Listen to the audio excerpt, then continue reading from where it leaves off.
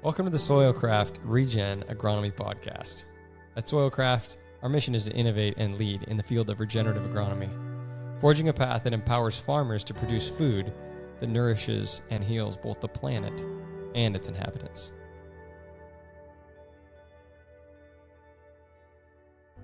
Hey, good morning, and welcome to the Soilcraft Regen Radio Podcast, where we talk about this week in regen. So thanks for joining us this week. We're going to talk about, what are we going to call this? The law of unintended consequences, Craig? I think so. Craig, we were discussing okay, what are we going to talk about this week? What's going on? And I think it kind of came spurred from some of our last conversation in our previous podcast on, so are you really against this thing anyways? And I think that's kind of part of the reason it would be perceived we're against it, but we're not, right? I mean, some of the reason I think you could argue that some of the reason that so many of us end up here is because of this unintended consequence. We can't look away any longer. We keep seeing these connections. I did this and then that happened. And at a certain point, then the uncomfortable truth becomes, gee whiz, am I part of the problem? Am I causing some of these things? Would you agree that's? Yeah, for sure. I mean, I think the frustration is you begin down the journey of saying, oh, wait, I need to change, and you begin to do some right things, and then you don't always get the outcomes you want. I mean, I think for me, the big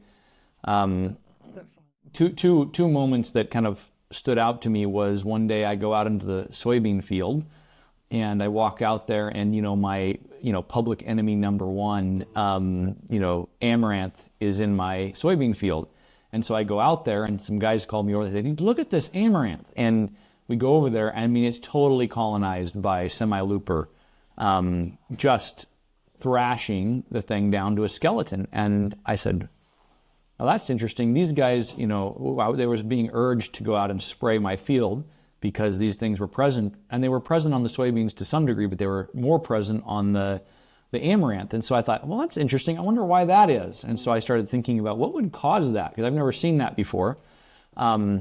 I'll come back to why that was. Yeah. Then the other one would be wheat. You plant a good crop of wheat, you've grown a cover crop, and then you've grown soybeans, and then you feel like you've done the right stuff. You've done certain things related to seed and dressing, and you plant the thing, and it's looking beautiful. It's out of the ground, it's up, it's beginning to tiller, and like clockwork, it seems like You get excited, you fertigate that first good hit of nitrogen, ready to go in, in another week to 10 days with your second set of nitrogen.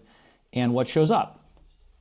Fall armyworm, for sure. You start seeing those little window panes, the little peaks to the depths from there. And why is that? Why every year can I just almost set a clock and count down and know to go look for armyworms? Probably because I did something. And so I started to think about it. What is it that's causing it? Is it just that date on the calendar, there's always armyworms, or am I, playing a role in this process? And so it started me down the path to think about unintended consequences. What am I doing to myself? And can I stop doing it to myself? Yeah, and it's a challenge because, we're doing our best to mitigate those things. So, okay, let's say we do realize, look, I'm drawing a line. I do this and then that.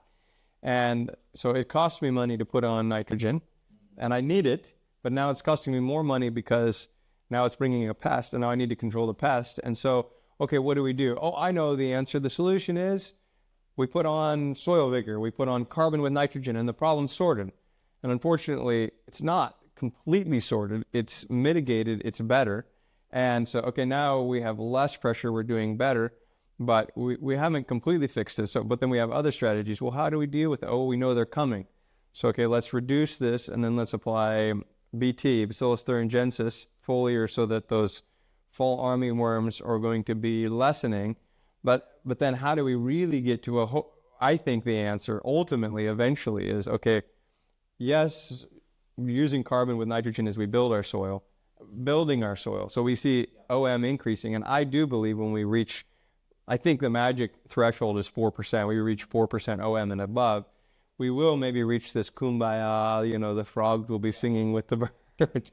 And we can start cycling this so we won't have to put on because we still have to put on more nitrogen to get our crop than we want to. The amount of nitrogen we need, balanced with carbon, is still, I believe, upsetting the balance and creating imbalances which create pest pressure, which we can mitigate in natural ways, but the ultimate end all is there. So that's a pattern. So what other, I know that you mentioned, well, I'll get onto that later about soybeans, but you've also got an instance with soybeans that of unintended consequence.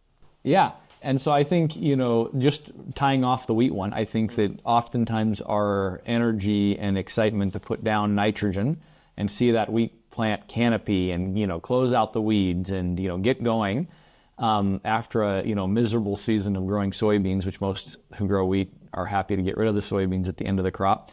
And so you see that, and then you see the impact of nitrogen. Well, we'll I'm sure come back around to sucking insects, but semi-loopers, at the beginning of the season, it's still warm. Their growth cycles is fast. Your wheat may be the only green thing within kilometers or miles of that's available, and they show up. And what I believe the correlation is to excess nitrogen early. So if we can lean on calcium, we can lean on other growth stimulants that aren't spiking nitrate levels in your leaves, then you see less pressure. Now, is it 100% solved? No, I can't say it's 100% solved, but I think it's lessened by spreading out those applications and not having excesses at one time. And then you have biological options. You can use the BTs, you can use some of the viral solutions and try to break that cycle so that you don't continue down the train of dependence. And ironically, you mentioned, adding other strategies. So one of them being using calcium. And instead of just looking at the NPK lever, NPK, sulfur, calcium, silica. So we're adding some levers to this, and calcium being one of those. I mean, calcium is equally as important in early growth as nitrogen. It accounts for the broadening of our leaves and strong cell walls. And ironically, I keep saying that ironically. Why ironically? Because a lot of that early nitrogen that we apply for early growth is often in the form of ammoniacal nitrogen. And what does that do? Ammoniacal nitrogen, remember, has the plus charge as opposed to nitrate, which has the minus. And that plus charge, what it does when it goes in the soil in high rates, especially anhydrous ammonia, is even more so that way. What does it do? It kicks calcium off of the negative charge of the soil and makes it available, and the plant takes it out. So you're telling me when I put on nitrogen, it's just making me absorb calcium? Well, not just, but very much, yeah. There's a balance. Sure, you're using the nitrogen, but it's also kicking off calcium so the plant can use calcium. So what I'm suggesting is if we dial that nitrogen rate back and we're emphasizing, prioritizing calcium more, we can reduce nitrogen by putting on calcium because we don't need nitrogen to release the calcium in our soil as much. So that's also another strategy, as you're mentioning. And then the downstream consequences is not only will it help the soil open up and flocculate, but it'll make stronger cell walls, which are going to be more resilient to those sucking insects as well. Yeah, because I don't know how it is in all around the world, but certainly here we tend to have high magnesium soils, and so we put the ammonium sulfate on or something of that nature, and you kick off the calcium that is there, and then we wonder why our soils got harder. Well, it's because what's remaining, it isn't plant, it hasn't been taken up by the plant, is that magnesium. And so we need to be able to not mine our soils, and you're not going to have good results if you keep mining them out by using chemistry to do that.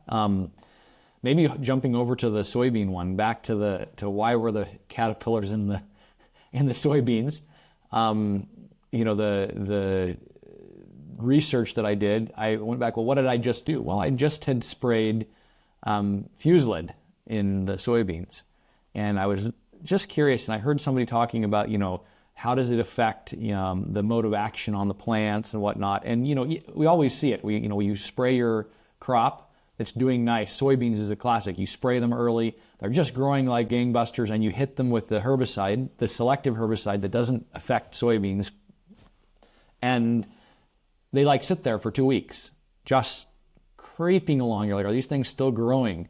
And so I went back and pulled the label out and pulled the bottle out, and on the back of the label it says, used for sugarcane ripening. And so I got curious, well, sugarcane ripening, why would it make sugarcane ripen? Well, it happens to disrupt lipid production in the plant. And while it wasn't the target species, the non-targeted species were also being affected. And that builds up sugar in your plant because it's not getting processed into something else. And when you're harvesting sugar, that's great. But what it also signals to what we think are our enemies, the undertakers of the world, the insects, is they're just coming to do their job. They're just showing up in the field to clean up dead and dying material that people shouldn't be eating because it's unhealthy, and they're coming up to do their job. And then we see them and we say, well, I just sprayed a herbicide, but now that nasty bug is in my field. Let me go get, and we could name the active, and we go get that and we put that on the plant. And then guess what? That has an impact on the plant health. Oh, wait, that thing also, impacts the cell structure of the plant. No, now it's more susceptible to the sprouting of the fungal spore. Oh, your local drug dealer is going to tell you, hey, no problem. We've got a fungicide for that, a new and improved variety this year, and you're on the hook. You're a full-on junkie at that stage, and so I do appreciate having access to interventions when they're needed, and so I'm not throwing stones, but there's always going to be plenty of people keeping them alive. And so if you want to get off that and you don't want to be dependent on it and you want to use them as a Band-Aid instead of a habit, then I think we have to change what we do. And so we look at it and we say, okay, if I had to use that, what can I do to make sure my plant's healthy? Can I use a foliar? Can I use another action, a tea, something biological or nutritive to mitigate calling in all the undertakers to do their job? The undertakers, the biological undertakers.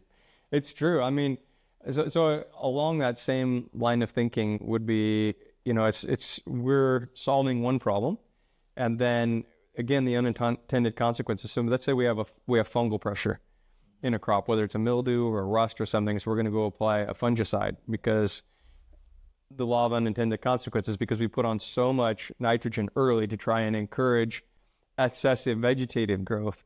And we maybe haven't had enough calcium. We have weak, watery cells, thin cell walls, and those fungal spores, or maybe not enough silica, those fungal spores land, and then they put their little spike into there, and so now they're in there. So so what do we got to do? We need to do a fungicide, right? So we go apply a fungicide to kill the fungus that came from our over-application of fertilizer, and then now we sort that problem. So the fungicide kills that, but then, for instance, things that seem pretty innocuous. We think propiconazole, for instance.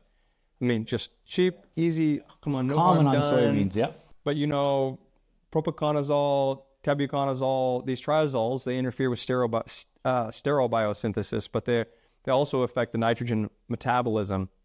And so what do you see? You apply a fungicide, okay, it deals with that. But then we see amino acids break down in the plant.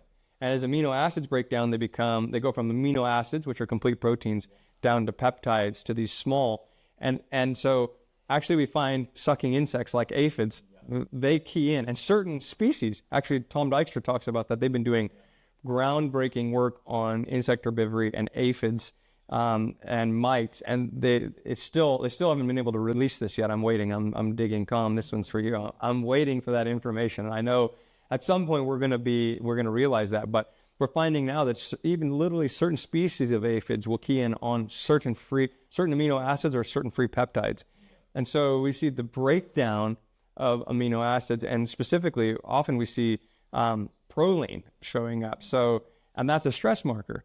And so, but again, so how do we mitigate that? Well, we also know that when we apply an amino acid, like a hydrolysate, like a soy hydrolysate or something like we make here, that goes into our leaf figure products, that will reduce plant stress and actually can help this. And so, okay, well, sometimes we just got to do it. We got to apply the fungicide. We'll just know that amino acids are going to start breaking down, and it may indicate stress markers, which are going to bring pest pressure. So maybe when we spray that fungicide if we have to, and if for whatever reason we're not using a more biological one, well, why don't we put something like our leaf figure in there that's going to going to reduce the stress in the plant and mitigate some of those stresses again. But not to forget that if we can go back to the law of unintended consequences in the first place, and say, well, why are we applying the fungicide? Well, because we maybe over-applied the nitrogen or something of that sort. Or, and why are we over-applying the nitrogen to our soil in the first place? Why do we need to apply these excesses in the first place? Well, maybe it's because we've forgotten that the synthetic fertilizer is evil, right? Yeah. No, it's not evil. It has advantages and disadvantages. The advantage, it's available now. Yeah. Well, that's terrific. But for something that's available completely now, we shouldn't be stockpiling it. We should be using it now to give us what we need now. If we want to stockpile and put on more nitrogen early, well, then it needs to be complex with nitrogen. Look at manures or stockpiling and cover crops, green manures, etc. Yeah, and I think that's, for us, I think the biggest change when we did that, we did the cover crop, we did the no-till, we did the adding of carbon in there, and then I bought all the fungicides and left them in the shed, and we began to grow wheat, and we grew wheat, without any fungicides. What dawned on me and was very interesting is when I called in one of our reps for fertilizer and chemistry, and he came out and looked at it and looked around the field, and I said, well, I'm not bad for no fungicides.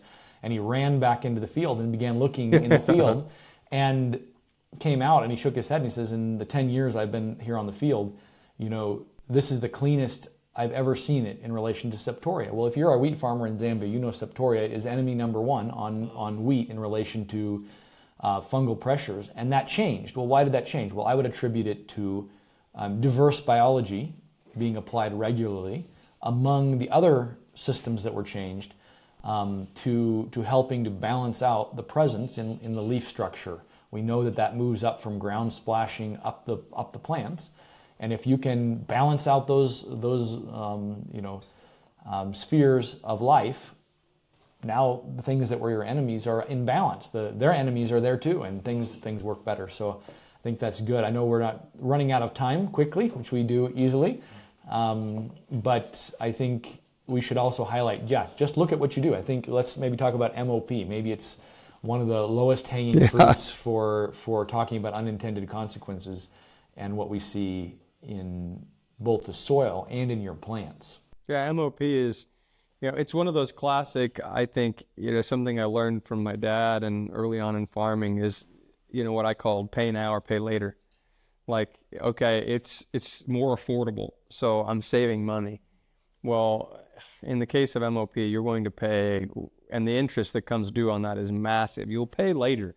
Not very much later. And why is that really? And that's because, simply put, the plant needs copious amounts of potassium. There's a reason that we have NPK as the big macros, because the plant needs and uses the majority of those nutrients in conventional agricultural paradigms. So, but it doesn't need much chloride. It needs a very small amount of chloride. And an MOP, and people, I know the first rebuttal will be, well, that's actually a small portion of it. No, it's not a small portion of it. It's nearly 50%. No, if you really want to go down that rabbit hole, you can look at the way they get funny with the way they report potassium and chloride through the forms in MOP. But let me assure you, there is, and even if it was 20 or 30%, which it isn't, there is so much. If there was 2 or 3%, fine. But the plant needs. So what happens?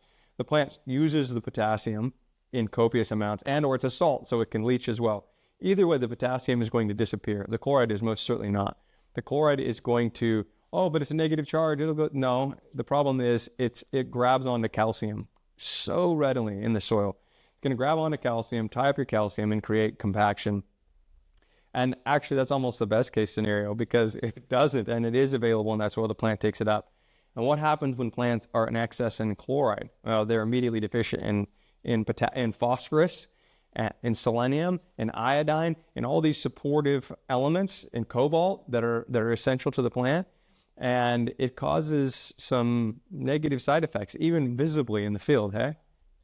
And I think, one of the times where I used it, so we were towards the end of the MOP process, I had stopped buying MOP, but I had it in the shed. And the temptation when you've spent the money already is to use it, right? It's an investment, And so I took my investment out into the field and had it put on to my soybean crop.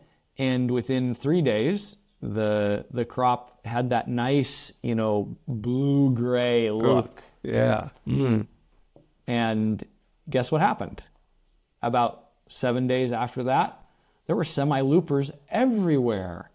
And so now I went down to my friendly dealer and got the fix I needed, because I had made a decision to use my investment in MOP. If you've got MOP in your shed and you're on the biological train, sell it to somebody who's not on the biological train. Because, think about it. You put chlorine in your pool. You don't put it in your pool to increase biological life in your pool. You put it in your pool to kill everything so that you don't have biology growing, you don't have algae growing. Well, it turns out when you want to be biological, you want algae, you want biology, you want all that stuff, and you don't want to ruin your soil. And your soil, you've already talked about the challenges of knocking off the calcium off of your soils. Now you already are mining calcium. Now you need to look at the whole fact that you're collapsing the structure of your clays, and in some cases irreparably. So is that something we really want to do if we're on a path to financial stability, biological sustainability, and just better human health? I don't think so. And it's an easy switch out. We'll just use potassium sulfate. We need sulfur anyways in most soils, and if you say, oh, but I'm already getting it in my nitrogen, well, that's fine. We can switch things around so that we're getting our sulfur from our potassium and move that around in how we manage our macronutrients. And it's just, I promise you'll be so far money ahead if you don't use the potassium chloride. You use SOP instead. And the sulfur's beneficial. And I know a lot of people, you're already dealing with acidic soils, and you're worried, I'm going to make it further acidic. As your biology takes over, your soils are going to become more neutral. And as they become more neutral, you're going to have much less of an issue. You're going to maybe need the sulfur. Contributes to OM significantly. Those beneficial organisms that make OM, they need quite a bit of sulfur. And you talk about making protein in wheat. In order to have those complete proteins, you need sulfur. In order to make glutathione in the plant, glutathione is going to be based on sulfur, iodine, selenium, these cofactors. So before we go for the long 2-hour podcast, I think that gets us started, and I'm sure there'll be a longer form with a lot more unintended consequences. But I think if you have an unintended consequence that you've caused, or you're suspicious, hey, shoot a message over, let's talk about it, and take a look at how we can manage not being our own worst enemies. Sounds good. Thanks so much for joining us as we expand our paradigms and explore what's possible in the realm of regen agronomy. If you would like to contact us or learn more about what we do, please visit our website at www.soilcraft.com, as well as our YouTube channel. If you have topics you would like us to unpack or stories, please connect with us so that we can share them with others.